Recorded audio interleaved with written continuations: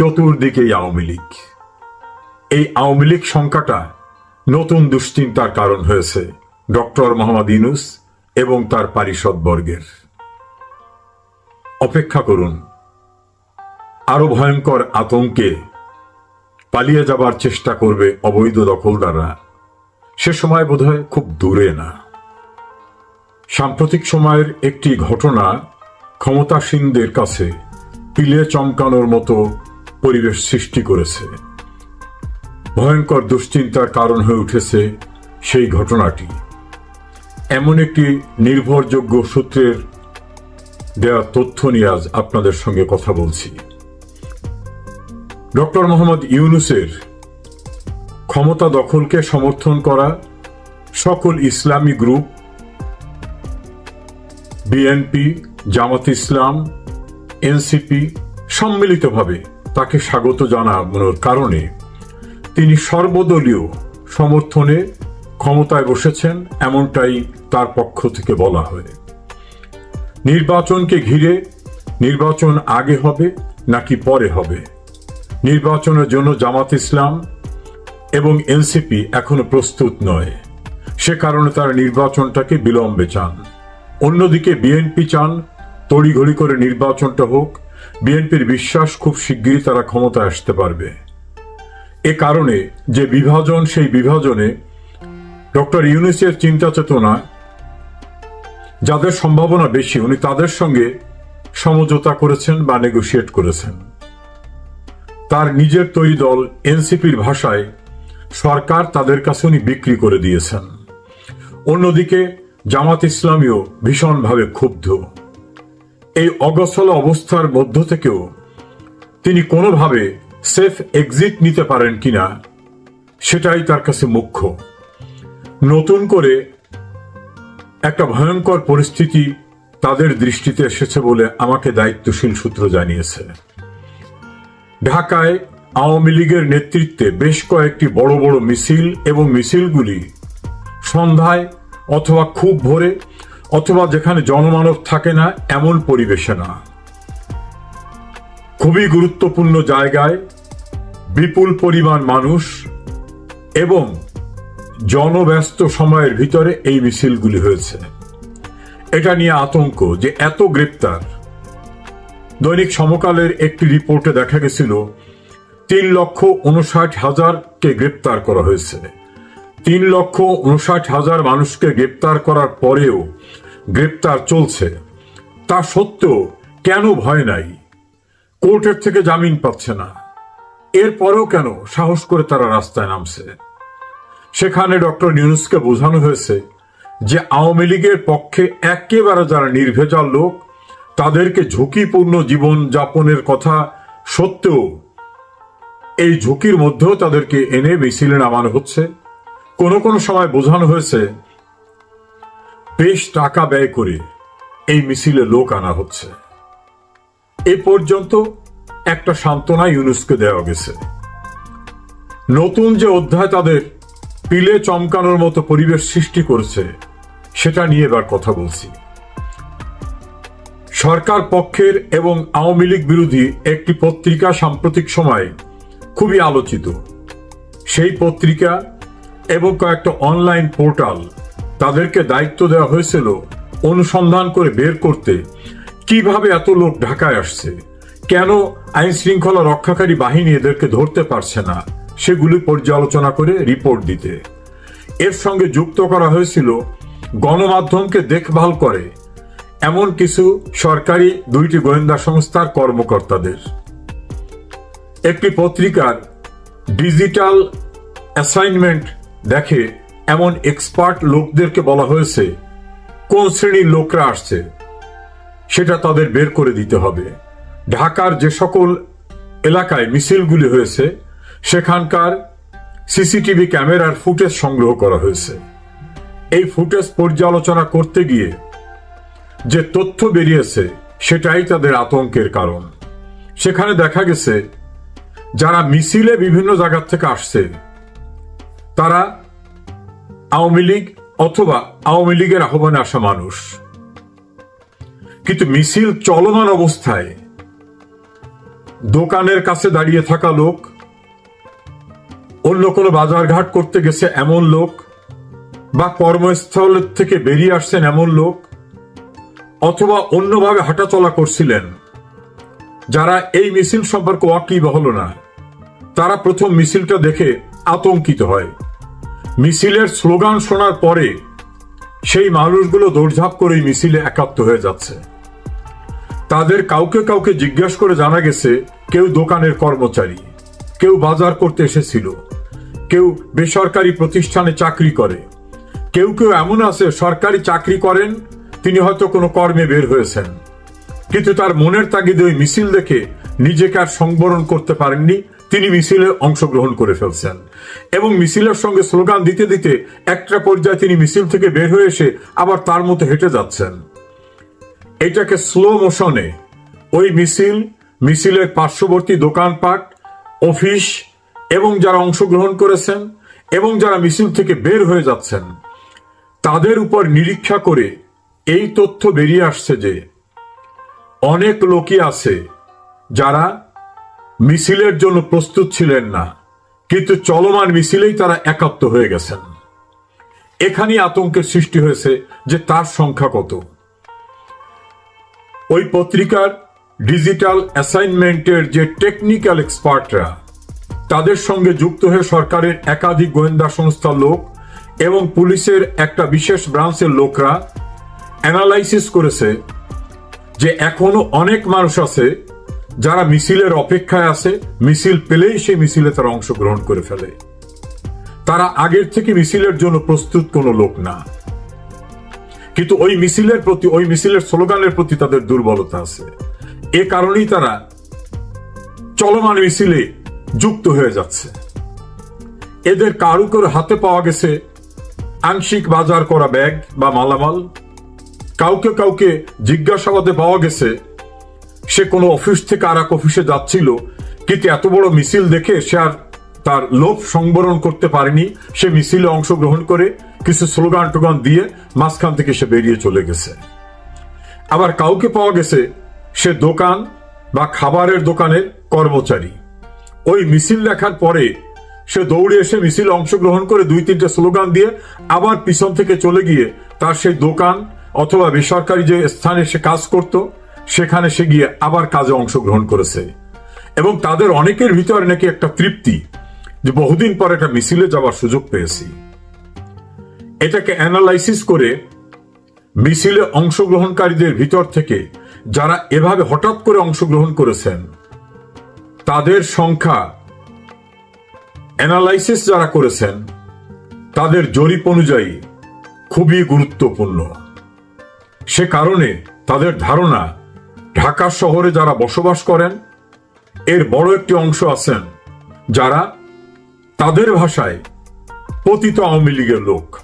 তারা কেউ দোকানের ভিতর রয়েছেন, কেউ খাবারের দোকানের, কেউ বেসরকারি জায়গার কর্মচারী, কেউ ফুটপাতে কোনো মালামাল বিক্রি করছেন, এমনকি ফুটপাতের একাধিক বাদাম বিক্রেতা, ছোট ছোট কাপড় বিক্রেতা, ফল বিক্রেতা, সবজি বিক্রেতাকেও দেখা গেছে দৌড়ে এসে মিছিলে অংশগ্রহণ করছে।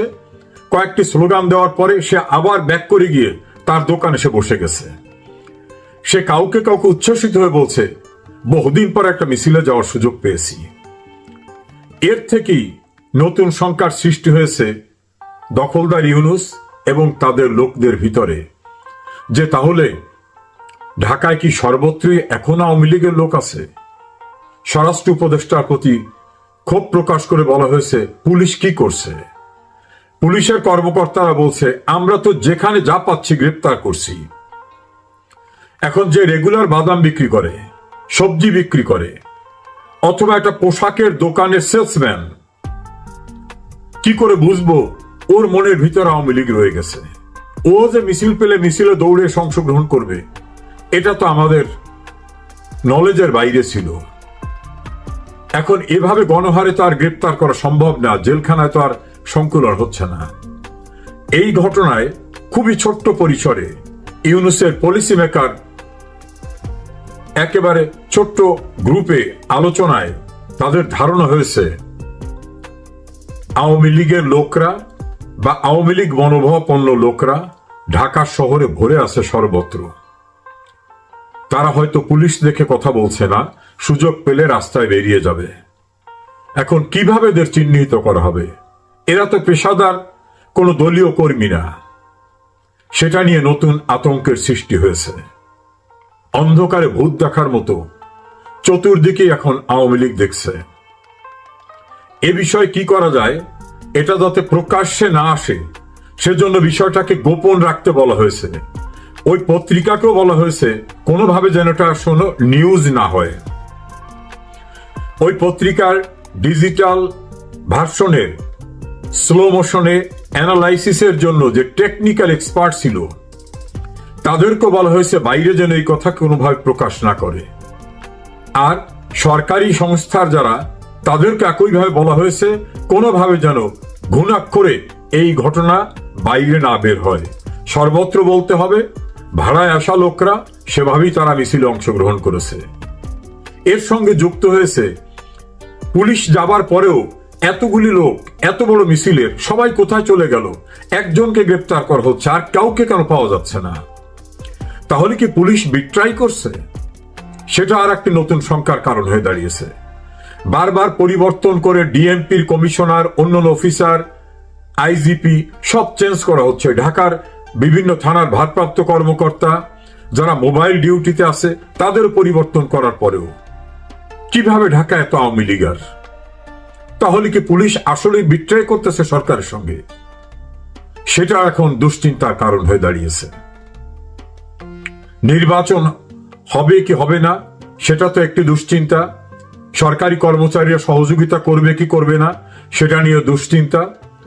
নতুন আতঙ্ক ঢাকার শহরে দোকানের কর্মচারী, সবজির দোকানদার, ফুটপাতের দোকানদার, বিভিন্ন বেসরকারি চাকরিজীবীরা, সরকারি কর্মচারীরা যারা বাইরে আসছে তাদের ভিতরে প্রচন্ডভাবে আওয়ামী লীগের লোক দেখা দিয়েছে। এটা নিয়ে কি করা যায় সেটা নিয়েও প্রধান উপদেষ্টার ক্লোজ ক্যাবিনেটে আলোচনা চলছে। চতুর্দিকেই আওয়ামী লীগ। এই আওয়ামী লীগ সংখ্যাটা নতুন দুশ্চিন্তার কারণ হয়েছে ডক্টর মোহাম্মদ ইউনূস এবং তার পারিষদবর্গের। অপেক্ষা করুন, আরো ভয়ঙ্কর আতঙ্কে পালিয়ে যাবার চেষ্টা করবে অবৈধ দখলদাররা। সে সময় বোধহয় খুব দূরে না। যে কথাটা আপনি বলেছেন যে মব সৃষ্টিকারী যারা, সরকার কেন থামাচ্ছে না?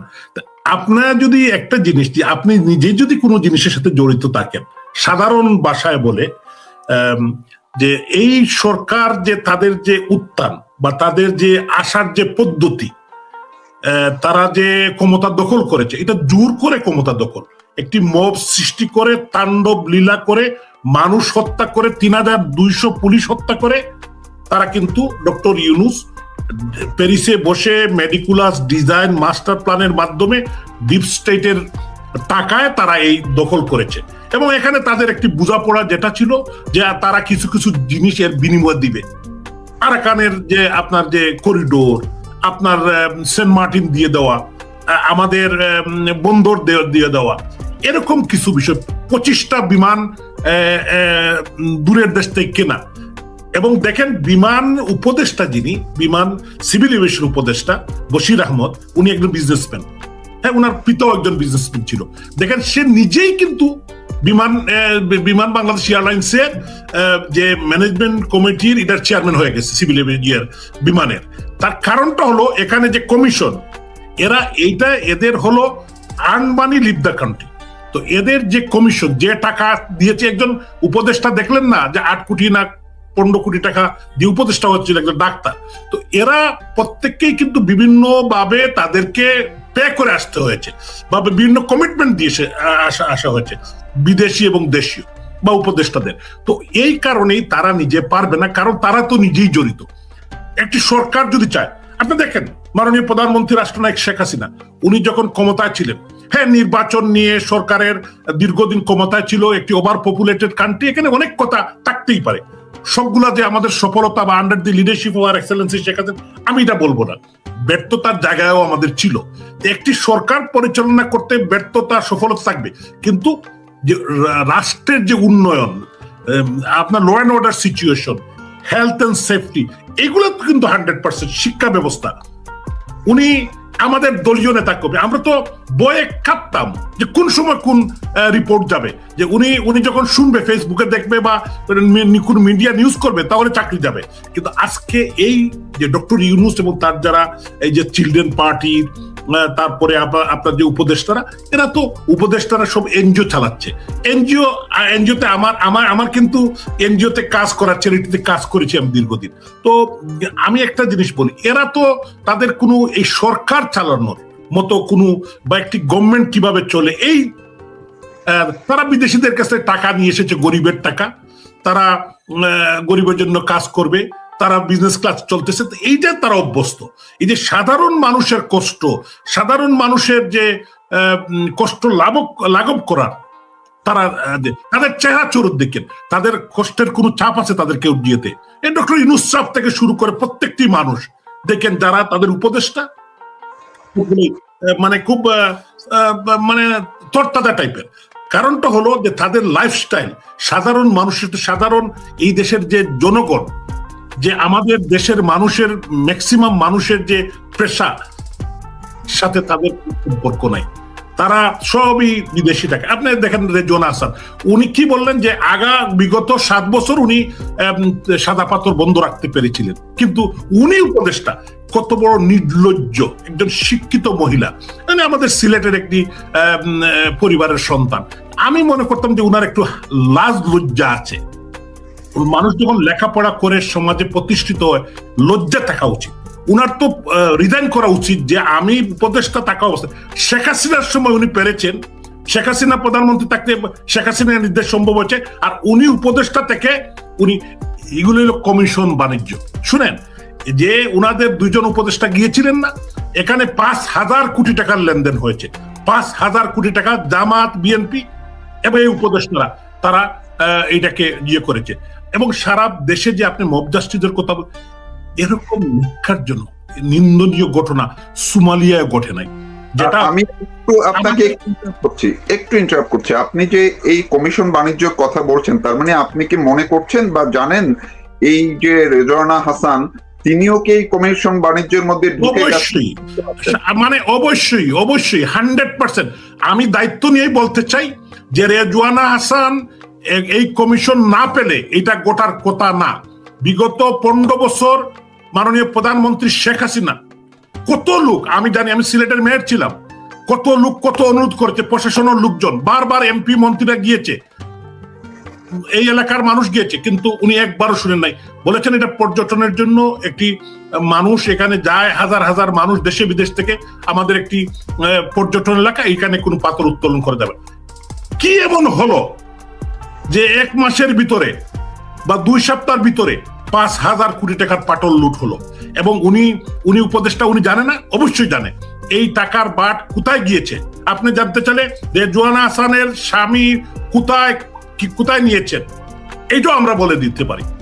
এবং আরো উপদেষ্টারা এখানে জড়িত।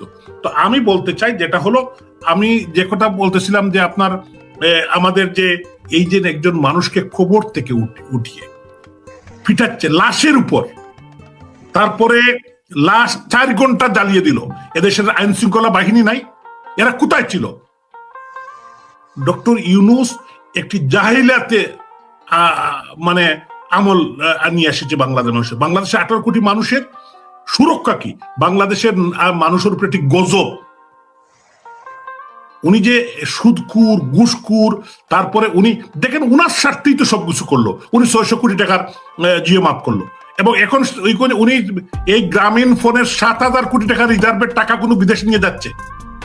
আমি এভিডেন্সিয়াল দিতে পারি আপনাকে, এভিডেন্স, এটা কিভাবে কি হয়েছে আমি আপনাকে দিতে পারি। তো এই হলো ডক্টর ইউনূস। ডক্টর ইউনূসকে যারা চিনবে না, উনি হলো একটা বেনিয়াদের রাজা বলতে পারেন, একটি বেনিয়া গোষ্ঠীর রাজা ডক্টর ইউনূস।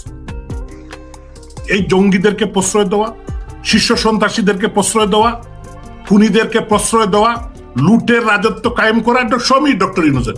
তবে আমি আপনাকে আশ্বস্ত করতে চাই, দেশবাসীকে আশ্বস্ত করতে চাই, এরা কিন্তু পালাবার পথ পাবে না, পালাতেও পারবে না। এরা কিন্তু পালানোর জন্য সমস্ত earn money and live the country এরকম তারা একটি পদক্ষেপ বা তাদের এই যে মেডিকুলাস ডিজাইনের মধ্যে কিন্তু এটা, কিন্তু বাংলার জনগণ, বাংলাদেশের মানুষ এদেরকে পালাতে দিবে না।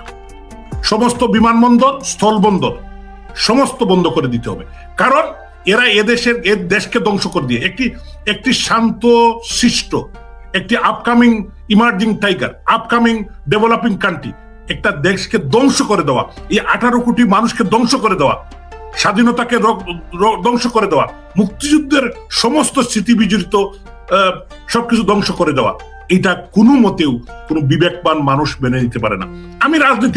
আমি খালি শুধু আমি আওয়ামী লীগের কর্মী হিসেবে নয়, আমি সমস্ত মুক্তিকামী মানুষ, সমস্ত বিবেকবান মানুষ, সমস্ত সুশীল সমাজ, সাংবাদিক, বুদ্ধিজীবী সবাইকে একটি জিনিস প্রশ্ন করতে চাই আপনার মাধ্যমে তৌফিক মারুফ সাহেব, যেটা হলো এই দেশটা তো আমাদের, এই দেশ তো আপনার আমার আমাদের সবার, এখানে ভুল ত্রুটি থাকবে। আমরা দীর্ঘদিন ক্ষমতা ছিলাম, আমরাও ভুল করেছি, আমি বলবো না যে আমরা সব শুদ্ধ করেছি, কিন্তু এই যে মেট্রো রেল হয়েছে মাননীয় প্রধানমন্ত্রীর নেতৃত্বে, এই যে থার্ড টার্মিনাল হয়েছে, এই যে আপনার এলিভেটেড এক্সপ্রেস হয়েছে, এই যে আপনার বন্দরে কাজ হয়েছে, শিক্ষা, বাসস্থান, এই যে গরিব মানুষের বাড়িঘর, এই গরিব মানুষের বাড়িঘর 63,000 বাড়ি বানিয়ে দিয়েছে, এগুলো কিন্তু লুট করেছে বিএনপি, এগুলো কিন্তু তারা দখল করেছে, ভাঙচুর করেছে। এই কার স্বার্থে এরা করেছে? এটা গণভবন জ্বালিয়ে দিল, পুড়িয়ে দিল, ভাঙচুর করলো। সংসদ ভবন কেন? তারা যদি নির্বাচন, শুনেন একটি কথা বুঝতে হবে যে বিএনপি মনে করছে যে ডক্টর ইউনূস নির্বাচন দিবে, জীবনেও দিবে না। কারণ আপনার একটা জিনিস দেখবেন, সংসদ ভবন তো তারা গুড়িয়ে দিয়েছে, সংসদ ভবনে কোন কাজ হয়েছে? নির্বাচন হইলে তো এমপিরা বসতে হবে না, পার্লামেন্ট বসতে হবে না। পার্লামেন্ট কোথায়? পার্লামেন্ট তোই নাই, পার্লামেন্ট তো ভেঙে দিছে ভিতর। এই যে মেডিকুলাস, এটা তো বাংলাদেশের মানুষ, এগুলা তামাশা। ডক্টর ইউনূস এদেশের মানুষকে তামাশা করছে, এই তামাশা বন্ধ হয়ে যাবে। বঙ্গবন্ধু শেখ হাসিনা, উনি জাতির পিতার কন্যা, উনি কিন্তু বলেছেন যে আমি নির্বাচিত প্রধানমন্ত্রী, আমি এদেশের মানুষের, এখনো আমি প্রধানমন্ত্রী।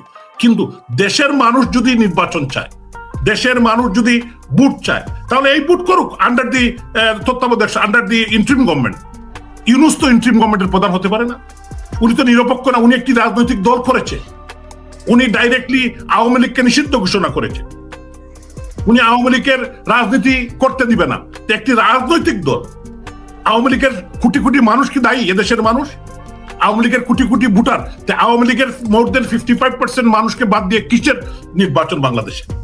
আওয়ামী লীগকে বাদ দিয়ে বঙ্গবন্ধু কন্যা শেখ হাসিনা, বাংলাদেশ আওয়ামী লীগের সভানেত্রী কে বাদ দিয়ে বাংলাদেশে কোনো নির্বাচন জনগণ মেনে নিবে না। কিন্তু এই যে আওয়ামী লীগ তো এখন কার্যক্রম নিষিদ্ধ, কিন্তু আমরা মাঝে মধ্যে আওয়ামী লীগ, ছাত্রলীগ বা অঙ্গ সংগঠনের তৎপরতা ঢাকায় দেখতে পাই, আর ঢাকার বাইরে হয়তো কোথাও বা, কিন্তু এটি কি আপনি মনে করেন যে এখন যদি এই সরকার যে কোনো প্রক্রিয়ায় নির্বাচনের দিকে এগিয়ে যায়, আওয়ামী লীগ কি সেটি বাধা দেওয়ার মতো অবস্থায় আছে? আমি আজকেও ঢাকা সহ বিভিন্ন জায়গায় 28টি মিছিল হয়েছে।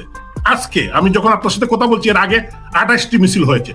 আমি বলতে চাই আওয়ামী লীগ অবশ্যই সক্ষম, তারা পুলিশ, আর্মি, বিডিআর, জামাত, বিএনপি, এনসিপি আপনারা দেখেছেন, আপনারা সবচেয়ে বড় সাক্ষী।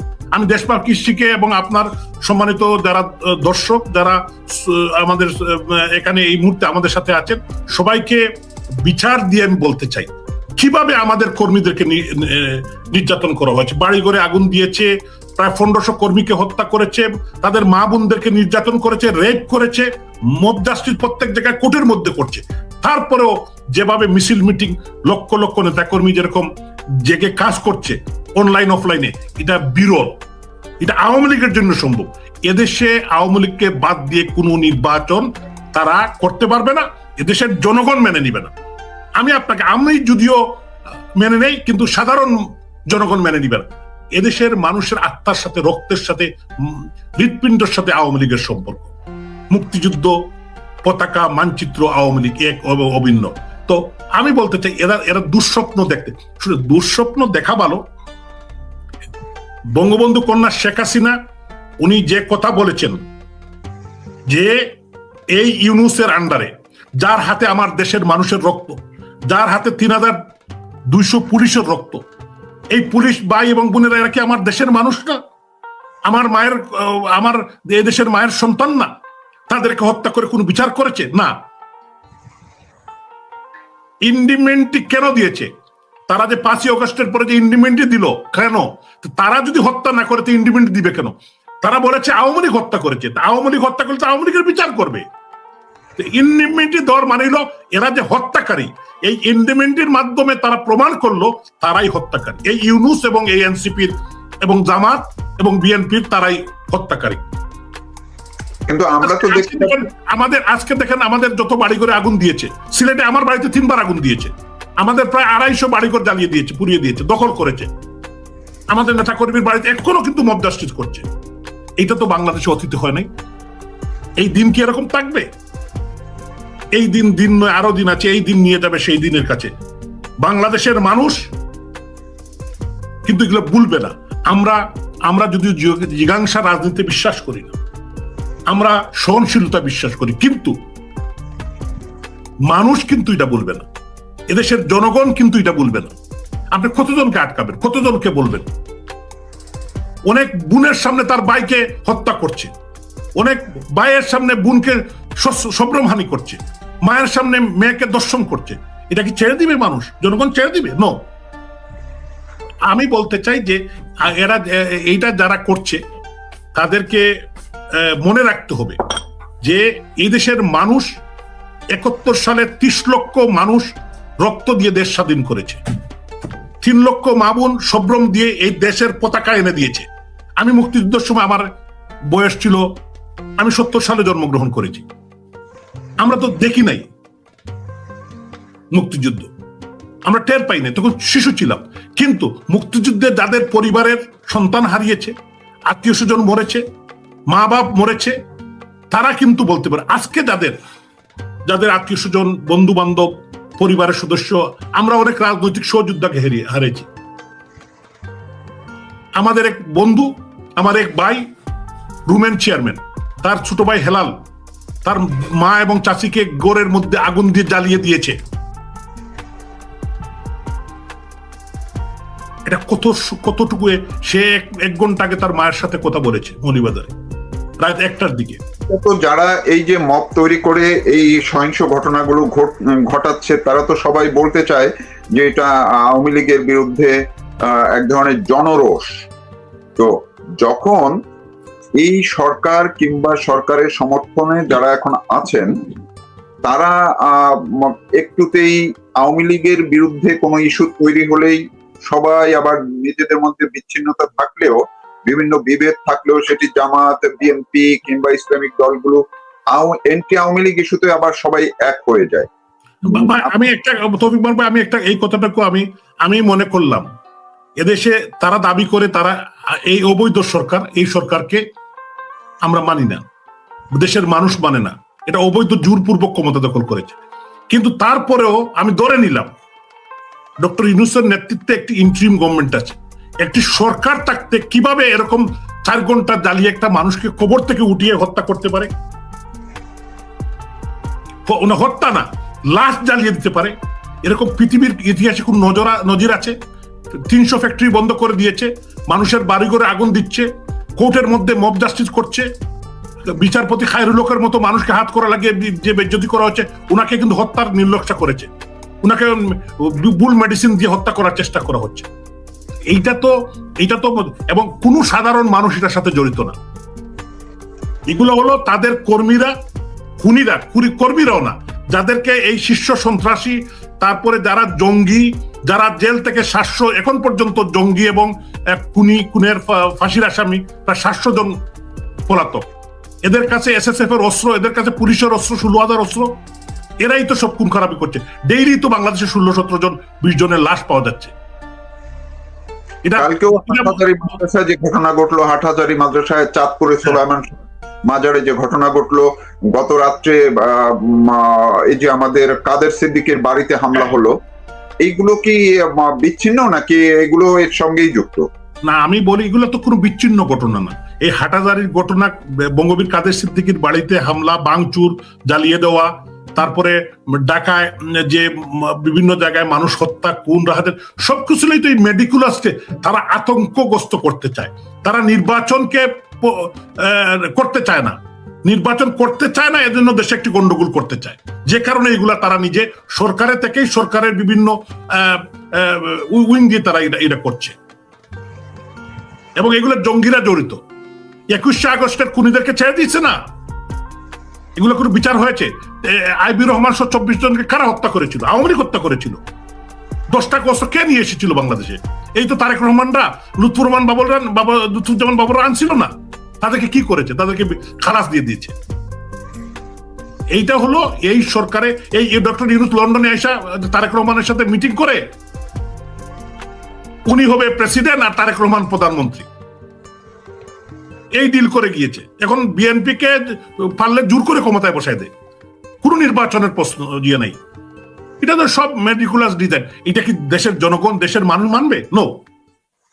আমি আপনাকে একটা কথা বলতে পারি, মাইনাস শেখ হাসিনা, মাইনাস আওয়ামী লীগ, বাংলাদেশে কোন নির্বাচন হবে না, হবে না, হবে না। আমি আপনাকে বলে দিতে পারি। এদেশের 18 কোটি মানুষ, হ্যাঁ, আমাদের সব মানুষ আমাদেরকে সাপোর্ট করে না, কিন্তু এখন সিংহভাগ মানুষ আওয়ামী লীগকে, বঙ্গবন্ধুকে, জননেত্রী শেখ হাসিনাকে সাপোর্ট করে। এখনকার যে পরিস্থিতি, মানুষ ভুল বুঝতে পেরেছে, মানুষ কিন্তু বুঝতে পেরেছে। আগে মানুষজন এটা বুঝতে পারে নাই কি হয়েছে, কি হয়েছিল, কি ঘটেছিল। এই যে মেডিকুলাস, আমাদের বিশেষ করে আমাদের ছাত্র সমাজ, যুব সমাজদেরকে তারা যে বিষিয়ে তুলেছিল, তারা বুঝতেছিল, তারা এখন মাপ চায়। তারা বলতেছে আমরা তো এরকম বাংলাদেশ দেখতে চাই না। তারা তো মনে করছিল ডক্টর ইউনূস হয়ে বা আমেরিকা হয়ে যাবে বাংলাদেশ। এটা তো তারা, এই বাংলা লাশের বাংলাদেশ, মোবের বাংলাদেশ, লাশ কবর থেকে উঠিয়ে জ্বালিয়ে দেওয়া 4 ঘন্টা, এটা তো তারা দেখতে চায় না। তারা তো শিক্ষিত, তারা তো বিবেকমান। আপনি কি মনে করছেন যে ডক্টর ইউনূসের বিরুদ্ধে যদি বাংলাদেশের মানুষ কিংবা বাংলাদেশ আওয়ামী লীগ বা অন্য রাজনৈতিক দলগুলো দেশের মধ্যে আন্দোলন গড়ে তোলে, কিন্তু তার যে আন্তর্জাতিক বন্ধুরা আছে তাকে তারা সুরক্ষা দিবে না? তারা কি লাশ পুড়িয়ে, কবর থেকে লাশ তুলে পুড়িয়ে ফেলা, এই ঘটনাগুলো দেখেও কি তাকে সমর্থন দিবে বা দিচ্ছে মনে হয়?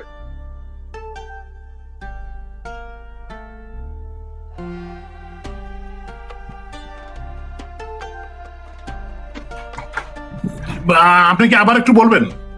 যে না, আমি যেটি বলছিলাম সেটি হচ্ছে দেশের ইউনূসের বিষয়ে যেই এক ধরনের বিরোধী মনোভাব দিনে দিনে বাড়ছে, অন্যদিকে এই যে কবর থেকে লাশ তুলে জ্বালিয়ে দেওয়া, পুড়িয়ে দেওয়া, এগুলো ডক্টর ইউনূস যেহেতু আন্তর্জাতিক একজন ব্যক্তিত্ব, তার বিদেশি বন্ধুরা বা তাকে যারা সাপোর্ট করছে তারা কি এগুলো দেখছে না?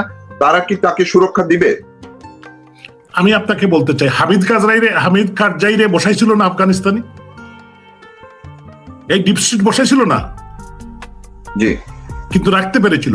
শুনেন, বাংলাদেশের মানুষের যে অবস্থা এখন, ডক্টর ইউনূসকে কিভাবে তারা নিবে?